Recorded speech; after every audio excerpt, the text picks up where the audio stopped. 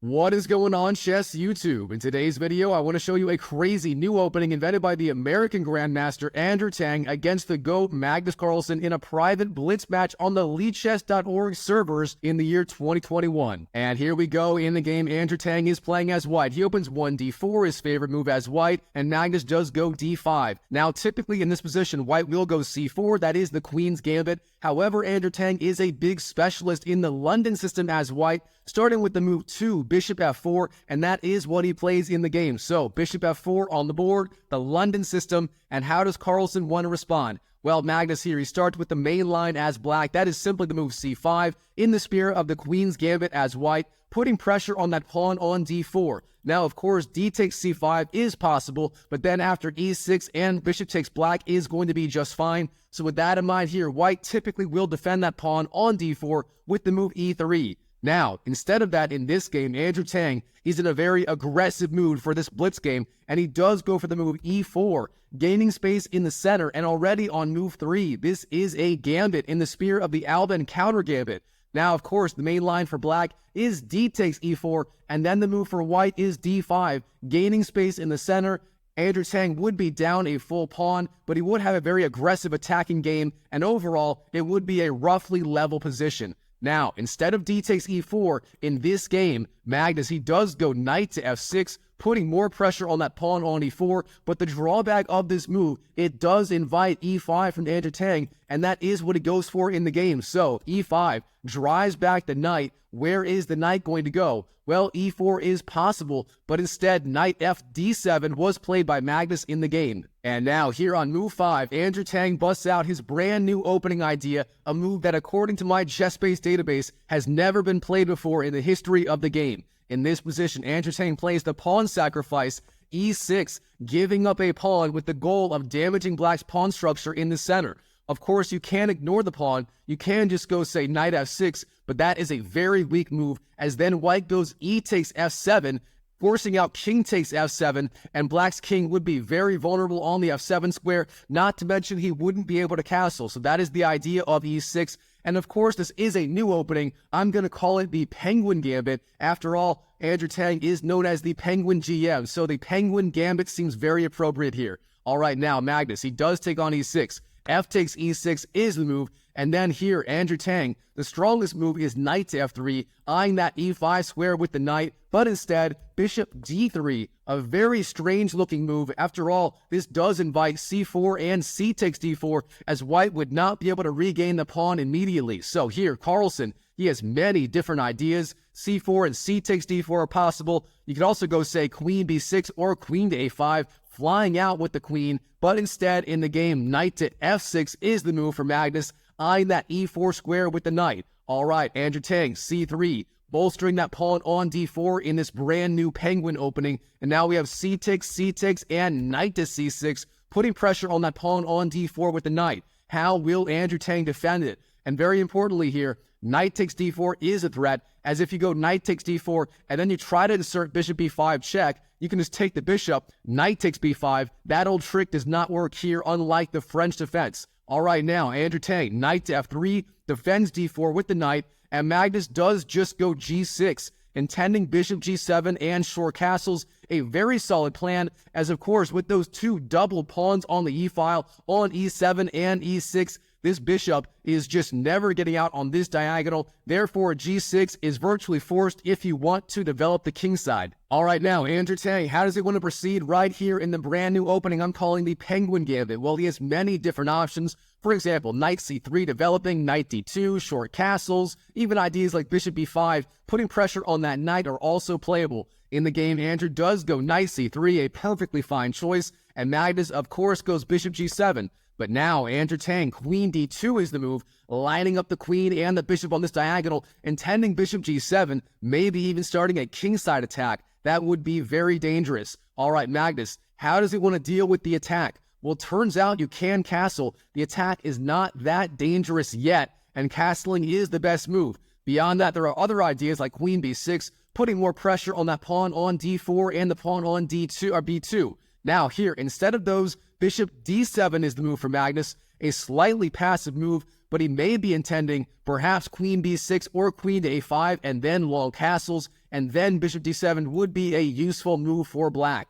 Now here, Andrew Tang, he goes for the attack. Bishop h6, trying to get those dark square bishops off the board in this Penguin Gambit. Now here, bishop takes and queen takes is the sequence, and Magnus, he does counterattack on the queen side with the move queen to b6, a very interesting move. Of course, the threats now include knight takes d4 or queen takes b2, winning the pawn on b2. But Andrew Tang here, in this position, he spots a beautiful tactic. If you like puzzles, pause the video right now and try to find the key idea for the American Grandmaster Andrew Tang in this position.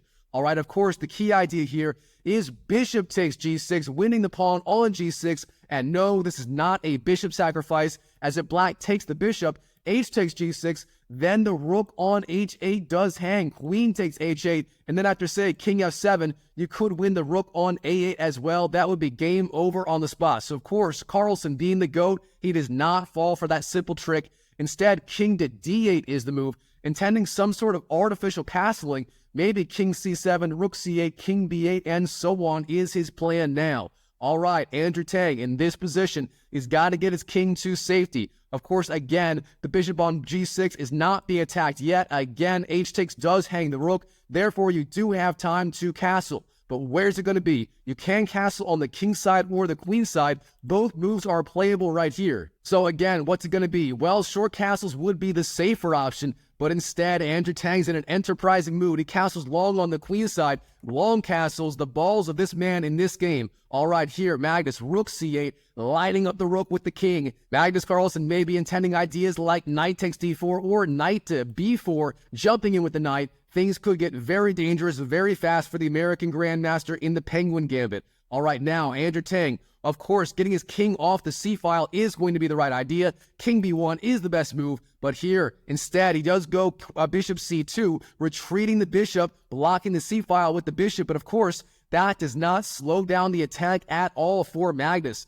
And now he has many different ideas. For example, knight to b4, pressuring the bishop with the knight, once again, is very dangerous. Instead, rook to g8 is the move for Magnus, pressuring g2 with the rook. Now, Andrew Tang, he does defend g3, but this turns out to be slightly dubious. Instead, you got to give up that pawn and get your king off the c-file. King c1, or king b1, sorry, was the right idea. Now, Magnus, he's spoiled for choice. Knight g4, putting pressure on f2, and knight b4, putting pressure on c2 are both very strong. In the game, knight g4 is the move for the GOAT. And now, Andrew Tang, his queen is under attack as well as the pawn on f2. He's got to move the queen. There's no doubt about it. So in the game, queen d2 is the move, retreating the queen and guarding f2, a perfectly fine idea. Now, Magnus, rook to f8, lining up pressure on the f-file. Of course, rook takes f3 is a very real threat. And beyond that, if the knight moves anywhere, say knight e1, then knight takes f2 will be devastating, forking both the rooks on h1 and d1. So with that in mind, Andrew Tang, the American Grandmaster, how does he want to follow up? In the game, he does go queen to e2, but this turns out to be a critical mistake. And here, Magnus, he can just jump in with the knight, knight to b4, piling up more and more threats. Again, knight takes c2 would be absolutely devastating. You simply cannot lose that light-squared bishop this early in the game. However, fortunately for the American Grandmaster and his new opening, the Penguin Gambit, Magnus does not find that. He just goes king to c7, trying to artificial castle his king to the queen side. And the problem with this, it's just too slow, and Andrew Tang does have time to drive back the knight and get his king to safety. So, h3 drives back the knight, knight to f6, now rook h to e1, doubling up the rooks on e1 and d1. The rooks are very well placed now. All right, Magnus, king to b8, getting his king off the c-file, and here Andrew Tang has just enough time to go king b1 and have a perfectly fine game. He might even be a little bit better in this position, but instead, he doesn't do that. He goes queen to e3, bolstering the defense of the pawn on d4. However, now Magnus, he has time to jump in with the knight. Now, instead of going knight b4, he does go knight to a5, also a very good move, eyeing that c4 square with the knight. Now, Andrew Tang, knight to e5, jumping in, threatening knight takes d7 with the triple royal fork on the king, the rook, and the queen. That would be devastating. So, of course, here, Carlsen, he's got to respond. In the game, he actually ignores that threat. He just goes knight to c4, jumping in with the knight. And believe it or not, this turns out to be just fine, as that knight on c4 is incredibly strong. And if you take the bishop, the knight does defend, so he's being okay for now. So now here, of course, knight takes c4 is forced. That is what's played in the game by Andrew Tang. Now we have rook takes c4, and finally, Andrew does get his king off the c-file. Thank goodness, king to b1 is the move. And now Magnus, rook f to c8, doubling up both rooks on the c-file. He's going to have a lot of dangerous threats. He may even be threatening rook takes c3, as after queen takes, then rook takes, and then the pawn on b2 is pinned to the king on b1 by the queen. Therefore, you would lose the queen. So with that in mind here, Andrew Tang has got to defend. How are you going to do it? Well, king to a1 is one option, getting the king off the b-file. Then the b pawn would not be pinned. Instead, Andrew Tang, bishop b3, that is also playable, putting pressure on that rook. Now, the rook must move. Where's it going to go? In the game, rook 4 to c7 is the move, jumping back with the rook, staying very solid, and the threats are still there on the queen side. Now, Andrew Tang, he's fighting for counterplay on the king side. He goes g4, intending g5, trying to drive back that knight on f6. Not a bad idea at all, but now the alpha 0 a pawn does enter the game. a5 is the move. The threat now is a4. Either now or in the future, that could be very dangerous. All right, g5, driving back the knight. But does the knight move in the Penguin Gambit? No, it does not. It stays right there. And instead, here, Carlsen, he goes off the deep end and he gives up the rook. Rook takes c3, the exchange sacrifice. What is the idea? It's very simple.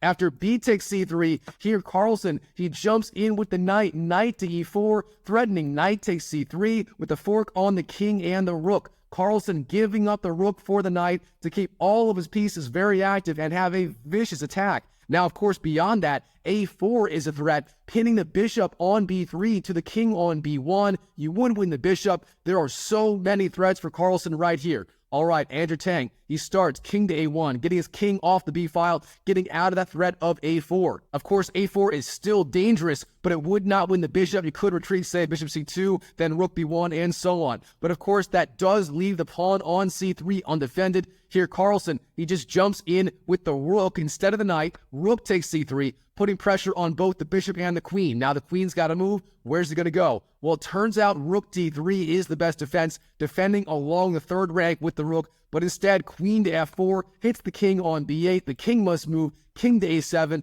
and then f3 for Andrew Tang, trying to drive back that very strong knight on e4 in the Penguin Gambit. He simply cannot let it live. But here, Carlsen, instead of moving the knight, he just goes a4 with the counterattack on the bishop on b3. Carlsen going all out for the attack. Now we have f takes e4, and then a takes b3. The minor pieces flying off the board. Again, Carlsen, he's down the exchange. He has one rook versus the two. He only has the bishop, but in return, he has a very dangerous attack. Now, so far, the game is still roughly level, but as we're going to see, Carlsen here, he is the stronger player, and he starts to take over in this game. All right, Andrew Tang on move 34 right here. The best defense is going to be rook d2. That is the best way to defend against all the threats, including b2 check, b takes a2, and so on. But instead, he plays the move rook to b1. This turns out to be a critical mistake. Now, it looks very logical, the idea being you are putting the rook opposite the queen, pinning that pawn on b3 to the queen, b takes a2, and so on are not possible. However, in this position, Magnus Carlsen, he has a brilliant move that effectively decides the game on the spot. But unfortunately, he does miss it. The strongest move right here is simply rook c2, intending rook takes a2. That would be checkmate on the spot. And after that, you can go say queen takes d4, hitting the king with check, and so on. The threats would be overwhelming. Now, instead of that here, Magnus does go queen takes d4 immediately. A logical looking move, but this does allow Andrew Tang, the American Grandmaster, back into the game in this crazy Penguin Gambit opening. All right, now, the threat is simply ideas like rook c2 with the discovered attack on the king, but Andrew Tang, he does defend rook to b2, guarding along this diagonal. Now, here, Magnus Carlsen, the best move is going to be e5, creating more threats with those pawns in the center, opening up lines of attack for the bishop. But instead, rook to c2 is the move, trying to put pressure on that pin piece on b2. But here, Andrew Tang, if he finds one correct move, he will be doing just fine. Now, if you like puzzles, go and pause the video right now and try to find the best continuation for the American Grandmaster Andrew Tang in this position. All right, the best move here is simply queen to e3, guarding along the third rank with the queen and offering the queen trade. Now, unfortunately, Andrew Tang does go rook to b1, rook e to b1, and this turns out to be a fatal mistake. Again, if you like puzzles, pause the video and try to find the finishing blow for Magnus Carlsen in this position in the Penguin Gambit. All right, I hope you found it. The key move here for Carlsen is b takes a2, and here's the problem. First of all, you are threatening to win that rook on b1. If the rook moves, then queen takes b2 is checkmate. And finally, if you take the pawn with the king, of course, the rook cannot take it. It's pinned to the king on a1. If you take with the king, then queen to a4 is checkmate, as there's no way to move the king. The a3, the b3, and the a1 squares being covered by the queen, and the king is being smothered by its own pieces on b2 and b1. So for that reason here, after the move b takes a2, Andrew Tang resigns on the spot to Magnus Carlsen. Wow, what a game between Magnus and Andrew Tang's brand new opening that I'm calling the Penguin Gambit. All right, Chess YouTube, I hope you enjoyed this video. If you did, smash that like button and check out this video right here, where Magnus Carlsen invented yet another brand new opening, this time against Hikaru Nakamura. And in that video, I called the new opening, I believe, the Norwegian Kangaroo, named after the Norwegian Grandmaster Magnus Carlsen. If you want to see why, just watch that video. It was incredible, especially the new opening by Magnus. And I'll see you in the next video.